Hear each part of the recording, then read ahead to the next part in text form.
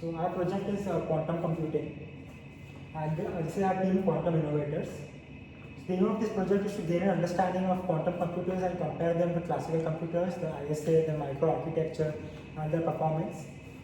And we have also developed our own quantum ISA and simulator to gain development experience and explore the current issues that present an obstacle to the efficient usage of quantum computing at a larger scale. So quantum computers are devices that exploit quantum mechanical phenomena for solving computational problems. And qubits form the basis of quantum computers. They can exist in a superposition between the 0 and 1 state, and they are represented as alpha ket 0 plus beta ket 1, where alpha square is the probability of the qubit being in state 0 and beta square probability of qubit being in state 1. And as soon as we measure the qubits, they collapse to one of these states. And multiple qubits, this is how they are represented. Similarly, bits form the basis of classical computing, and they exist in pure 0 and 1 state and not in any superposition state. Multi-bit systems are represented in binary and hexadecimal decimal formats. So talking about the basic qubit operations, these are some of the single qubit operations: poly X gate, poly Y gate, poly Z gate, and Hadamard gate. Essentially, these are just matrix multiplication operations. Given the initial state, this is how the final state of the quantum qubits will be. So S gate and T gate are some more single qubit operations, and CMOS gate and Toffoli gate are some of the multiple qubit operations. Given if Q0 bit is 1, then Q1 bit will flip its value. Then here the Q0 and Q1 bit is 1, then Q2 bit will flip its value. So to perform classical operations using quantum gates, we can use poly X gate for the NOR gate and Toffoli gate for the AND gate. Similarly, for other gates also we can use similar gates, Toffoli, and followed by poly X gate, and here also similarly for the OR gate. And similarly for XOR and NOR gate also we can use the quantum gates as mentioned earlier. This is how also we can implement the adder algorithm. This sum is given by this A's or B's or carry in, and the carry out is given by the majority of the circuit. So comparing the ISA, in MIPS we have data manipulation instructions, data access transfer instructions, control transfer, as well as special instructions. In our own quantum ISA, we have data manipulation, we have quantum logic gates and classical instructions, we have memory access instructions, load bit and store bit, and control transfer instructions, jump if set and jump if not set, and special instructions, no operation and not instructions. So comparing the data types and registers, we have MIPS 32-bit, which is a word, half word and byte, as well for integer and floating point, and we have 32 general purpose registers, and follows the von Neumann architecture. In quantum ISA, we have a single and multiple qubits as data types, and we have used 8 classical registers, out of which 7 are general purpose and 1 buffer register. Size of each of the registers is 32 bits. And using 5 qubits for qubit operations with 32 possible quantum states for the Harvard architecture. So the instruction length is fixed in MIPS, which is 32 bits, and there are 3 types of instructions: R type, I type, and J type. And in our quantum ISA, we have 24 instructions, each of which are for 18 bits, and classified into the following categories: Q type, R type, memory access, and control. For more information on this, you can look at our report. Let us now discuss about the hardware-software interface. The 5 necessities stated by DiVincenzo in his paper are as follows. The first one is the measurability, that is the ability to measure the qubits with a good accuracy. The second one is the universality, that is to implement all the qubit operations with a set of universal gates. It is followed by scalability, that is the ability to scale the quantum computer. The next one is the initializability, that is the ability to initialize the qubits to a particular value, ket 0 in general.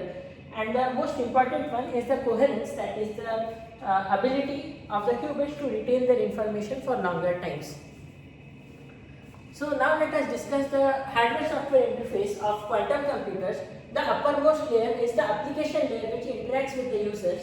It sends certain codes and algorithms to the classical processing layer, which converts that into micro instructions.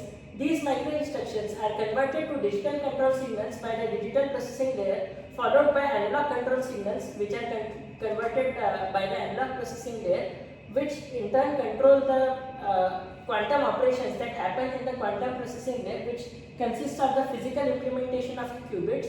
When we perform measurement, the analog signals are converted to the digital signals, which are converted to the results that are sent to the application layer. In contrast, the classical computer doesn't have the analog processing layer and the quantum processing layer, and most of the processing happens in the classical and digital processing layers. Now let us discuss about the physical implementation. In the way the classical bits are implemented nowadays using semiconductor based methods, mainly flip-flops which change the signal values to 0 and 1. In the same way we have different implementations for the quantum computers. Some of them are as follows: the superconductor based implementations, the NMR based implementations, quantum dots, that is the semiconductor based implementation, and the trapped ion and electromagnetic field based implementation. So now coming to the comparison of operations of quantum versus classical processors. Here are some algorithms which we have analyzed where quantum is better than classical. First is Shor's algorithm. It is used in cryptography for factoring integers quicker than traditional techniques. It makes use of quantum concepts like entanglement and superposition, which is also discussed earlier, which enable quantum computers to evaluate numerous hypotheses at once. Second is the Dodge algorithm. It solves the problem of detecting if a function is balanced or constant. Third is the quantum random number generators or quantum RNGs. Classical random generators are pseudo RNGs, while quantum random number generators are true random number generators and very efficient as well. Now coming to the comparison of operations on which quantum is better and classical is better. First, data representation. It is better on quantum for complex probabilistic or combinatorial problems.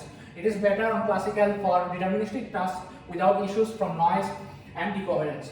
Second, logical operations. It is better on quantum for parallel state manipulation like in Shor's algorithm, that is for factorization of numbers that I discussed in the previous slide.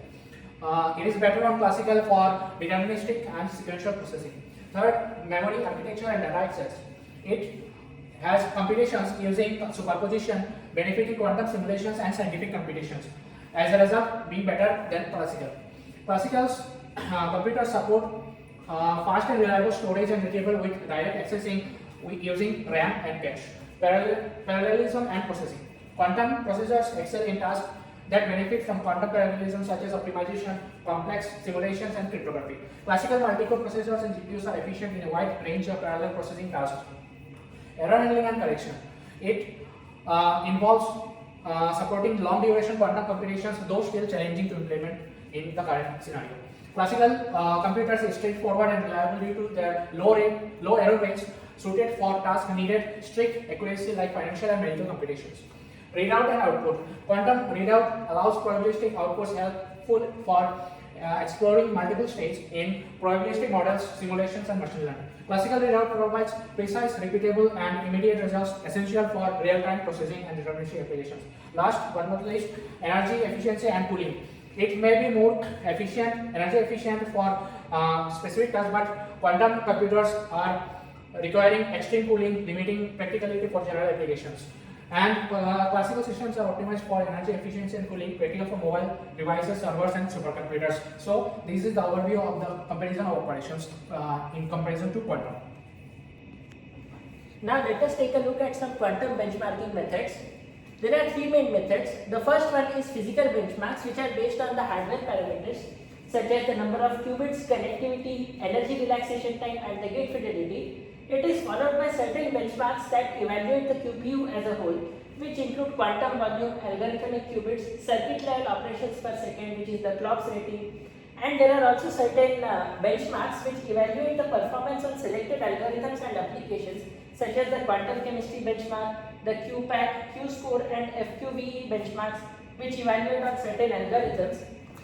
In comparison, we have SPEC and TPC benchmarks in the classical framework, where we have the evaluation of execution time and power consumption and such parameters, where we do not include parameters such as the errors and the fidelity. Alright, so let's move on to the current issues faced and the mitigation strategies in quantum computing. Error enters into our system due to gate operations and measurement being very inaccurate, as well as decoherence of the qubits. Some methods to improve this is better implementation of qubits. This is mainly a physics problem. Reducing the number of operations performed, so we can do that using either better quantum algorithms or quantum circuit optimization.